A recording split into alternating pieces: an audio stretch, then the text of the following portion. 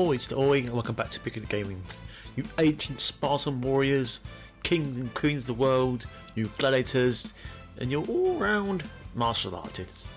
Welcome to this week's video, where I'll be talking about the game UFC 4, or Ea Sports UFC 4, based on a game about UFC, the Ultimate Fighting Championship. Is it any good? Probably not, but let's discuss, shall we? So in this video, I'll be giving more thoughts basically about the game UFC 4. You know, where it's strong, where it's not so strong, whether you should check it out if you're a fan of this, UFC or Bellator or Cage Warriors or any of those fighting kind of organisations, and whether it captures the spirit and the feeling of an actual fight. So let's get going, shall we? So UFC 4 is a mixed martial arts fighting video game developed by EA Vancouver and published by Ea Sports. Obviously a sequel to UFC 3, 2 and 1. And it was released in August 14th, 2020 for the PlayStation 4 and Xbox One. Now, I'm going to try and keep a bit positive to this game, and in this review, because there are some pluses to the game. Also, there are some negatives to the game. So, the pluses is that it's quite in depth. The moveset, the skills, the wrestling, the striking, the kickboxing, the Muay Thai, all the way to the Jiu-Jitsu, and that kind of stuff. So it is quite in depth with the combinations you can land, the movement, the feel of it. It does feel quite impactful at times, and it is quite enjoyable. I mean, there's a lot of modes there as well. So definitely, if you're a hardcore fan of UFC or MMA in general, this will probably keep you busy for a while, keep you entertained. Obviously, the line mode where you can face other players online, where they have their own kind of ultimate kind of team idea to it. Doesn't make sense, doesn't really work that well, but it's there if you enjoy it. And the career mode is fairly in depth in terms of having the tweeting, rivalries, a long lasting career, being a champ, all that kind of stuff like that. And it introduces voice acting as well from the coach side of things. Although apparently when your character speaks, no matter where you're from, you have an American accent. My character, as you can tell, is from England. You should have an English accent or a British accent. Yet when you hear it, it comes out awfully American, which kind of takes you out of thinking, well, is my character American? Even though it says it's from London. I hope that's a little gripe I have there.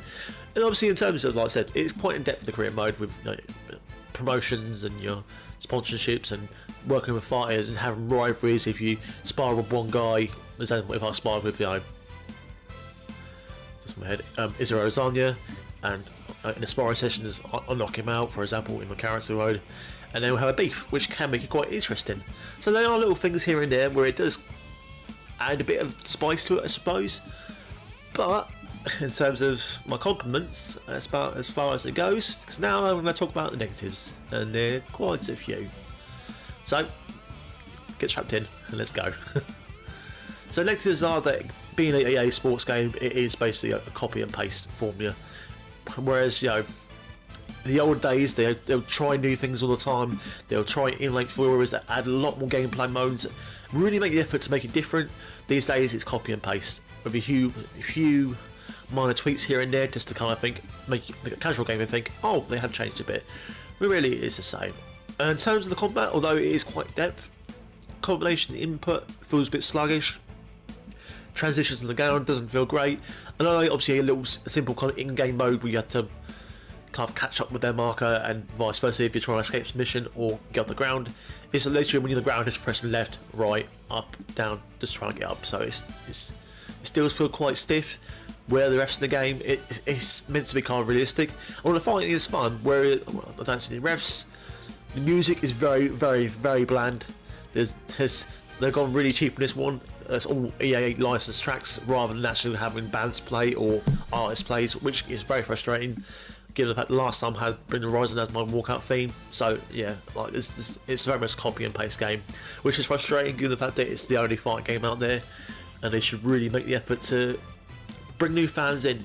This is a premier sports in the mixed martial arts, according to most people, and it should have the game equal to boot, rather than one that's quite bland, repetitive, and although passable, gets boring after a while. So anyway guys, I'd say if you want to try it, do try it, but it's cheap enough now where you can buy it. Otherwise, I think UFC 2 is on the PlayStation Plus store.